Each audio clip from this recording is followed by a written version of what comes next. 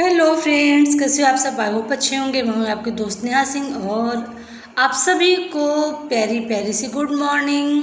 तो देखिए, मैंने ब्लॉग शुरू कर दिया है। अभी बजे हैं 5:30 और मेरी जेनी ब्रूनी सो रही हैं।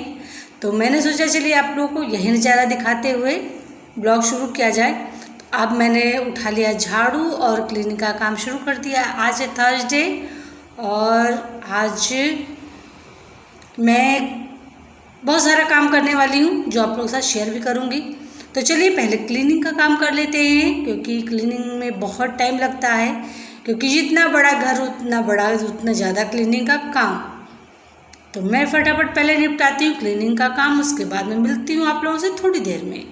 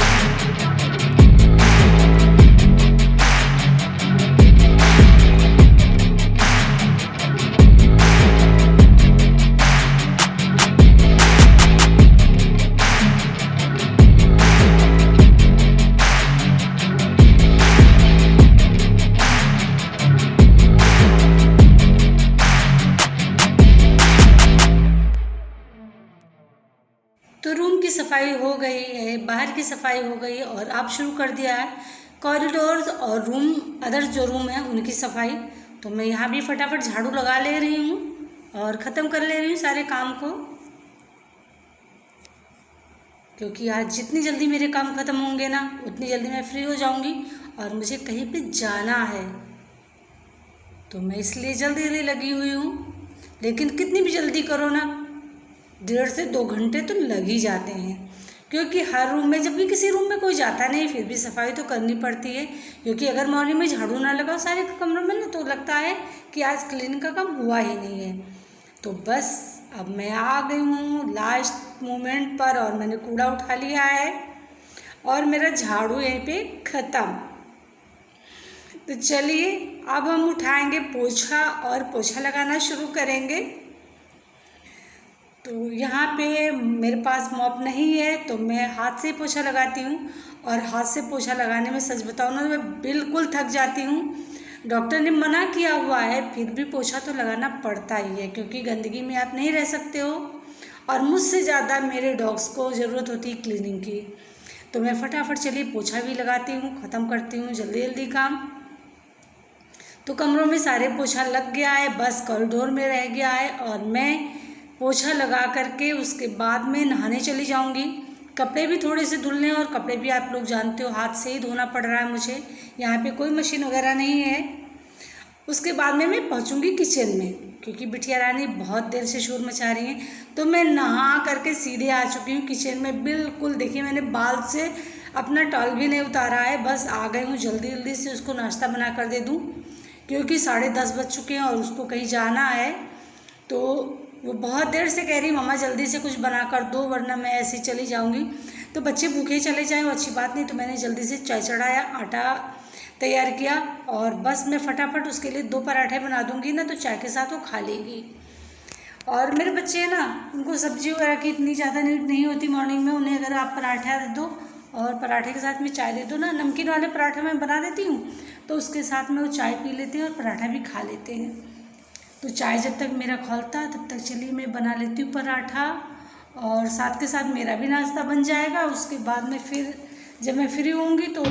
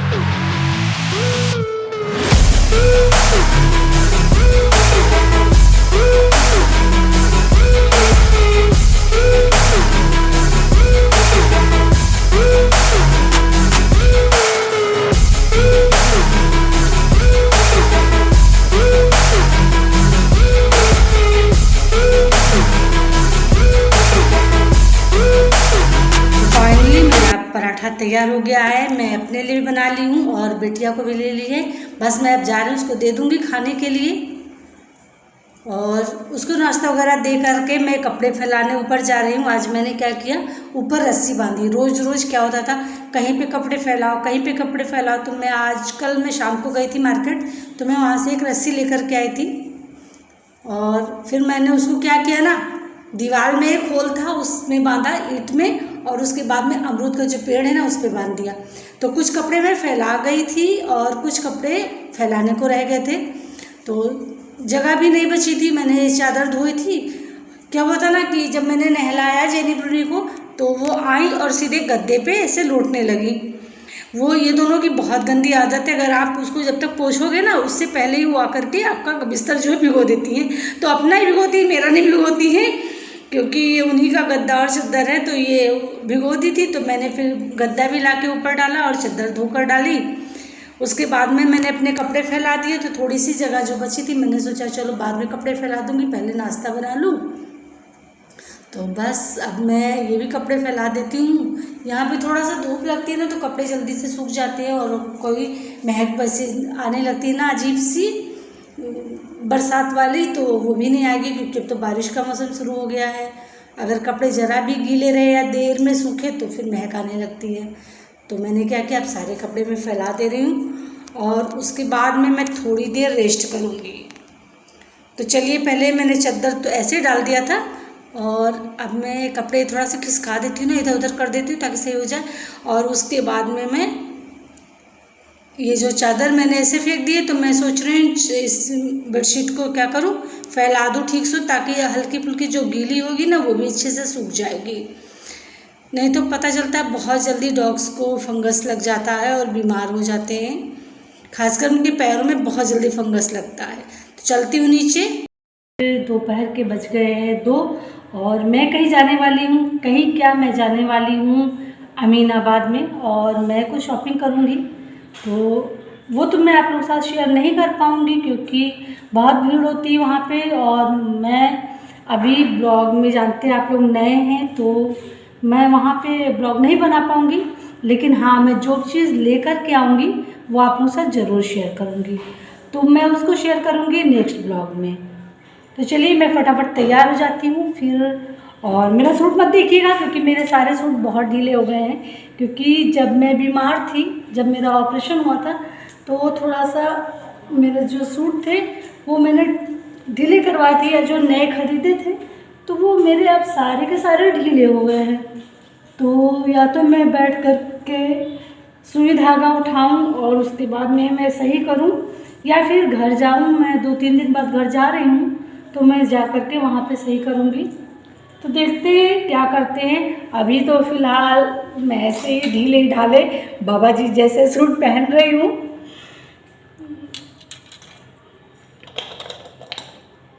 मैं रेडी हो जाती हूँ फटाफट।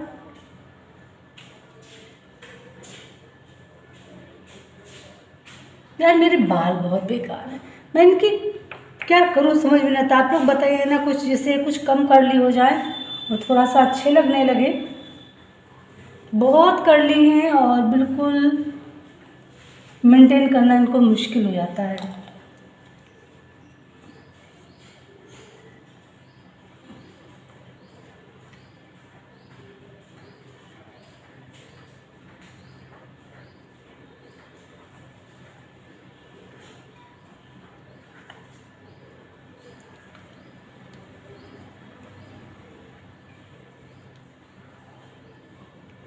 हो गया ना मेरा चेहरा एकदम स्मूथ। मैं यूज़ करती हूँ, ये लोटस का फाउंडेशन है, बहुत अच्छा होता है, तो मैं इसको यूज़ करती हूँ। ये देखिए, और इससे काफ़ी ग्लो आ जाता है, बिल्कुल नेचुरल ग्लो आता है और बिल्कुल पता नहीं चलता है कि आपने कुछ लगाया हुआ है, और काफ़ी अच्छा भी है। और इसमें SPF 25 भी है, तो उससे क्या है ना, ये काफ़ी प्रोटेक्ट भी करता है स्किन को अगर आप धूप में जाओ तो मुझे ये क्रीम बहुत अच्छी लगी। जब मैंने लिया था तो जहाँ से मैं लेती थी उसने मुझसे कहा कि अगर आप धूप में निकलते हो या ऐसा कुछ है तो ये काफ़ी प्रोटेक्ट करेगा आपके लिए और बहुत अच्छा है। अगर आप इसे डेली बेस पे यूज़ करोगे ना तो आपका जो कलर है वो फेयर होगा और दाग धब्बे जो हैं वो भी कम हो जाएंगे। तो मैंने फिर इसको यूज़ करना शुरू किया और वाकई में बहुत अच्छा रिजल्ट मिला मुझे। तो देखिए, आप बिल्कुल पता नहीं चल रहा कि मैंने कुछ लगाया हुआ है, बस एक ग्लो आ गया है, फेयर थोड़ा सा फेस हो गया है, और जो दाग धब्बे हैं ना वो बिल्कुल ख़त्म हो गए। बिल्कुल पता नहीं चलता आपको कि कहीं पे भी आपके दाग धब्बे कहीं नज़र आएंगे। अगर है भी बाई चांस, पहले तो मेरे फेस पे है नहीं, और अगर है भी तो बिल्कुल पता नहीं चलता है।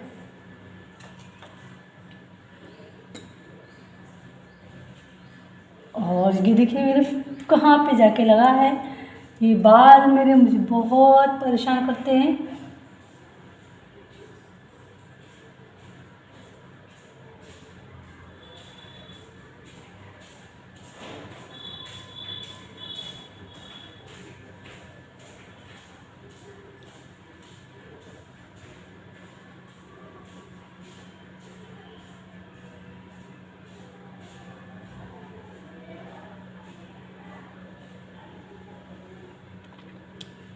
आप लोग सोचते होंगे ये विंडो पे आके क्यों यहाँ पे अपना तैयार होती हैं, तो यहाँ पे एक बढ़िया सी नेचुरल लाइट आती है, तो मैं यहीं पे इसलिए तैयार होती हूँ। और यहाँ पे अच्छा भी लगता है थोड़ा सा, क्योंकि आपको एकदम पता चलता है कि आप क्या लगा रहे हो, कैसे लगा रहे हो, कहीं पे कुछ ज़्यादा तो नहीं हुआ, कम तो नहीं हुआ। तो मुझे यहाँ बहुत अच्छा लगता है तैयार होना। वैसे मैं उधर तैयार हो सकती हूँ, लेकिन वहाँ अच्छी लाइट नहीं होती तो वहाँ नहीं तैयार हो पाती। तो बस मैं लगभग रेडी हो गई है, देखिए।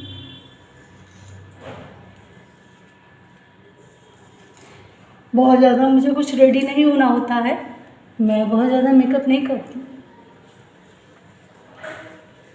देखिए मेरे बाल देखिए किस तरीके से हैं।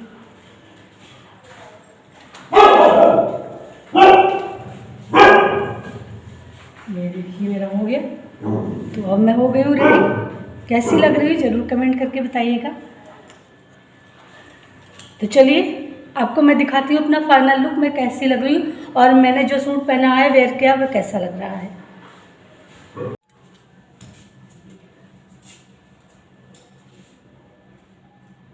ये देखिए, ये है मेरा फाइनल लुक और इस तरीके से सूट लगता है। ये अगर थोड़ा सा टाइट हो जाता है ना, ये चीज़ ऐसे चली जाती तो ये काफ़ी अच्छा लगता और बहुत सुंदर लगता। तो मैं इसके साथ में ये दुपट्टा वेयर करूँगी क्योंकि ये आपको ज़्यादा फायदा करता है। मैं कुछ इस तरीके से डालूंगी इसको। ये होगा मेरा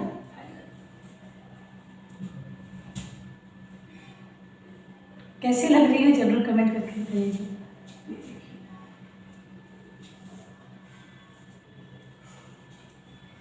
तो चलिए मिलते हैं नेक्स्ट ब्लॉग में। अभी तो मैं जा रही हूँ और कितनी देर में आऊँ पता नहीं है, तो मैं अब कल के ब्लॉग में आप लोगों के साथ शेयर करूँगी कि मैं क्या क्या लेकर के आई। हाँ, आप लोगों से एक रिक्वेस्ट है, प्लीज़ मुझे सपोर्ट करिए और मेरे साथ जुड़े रहिए।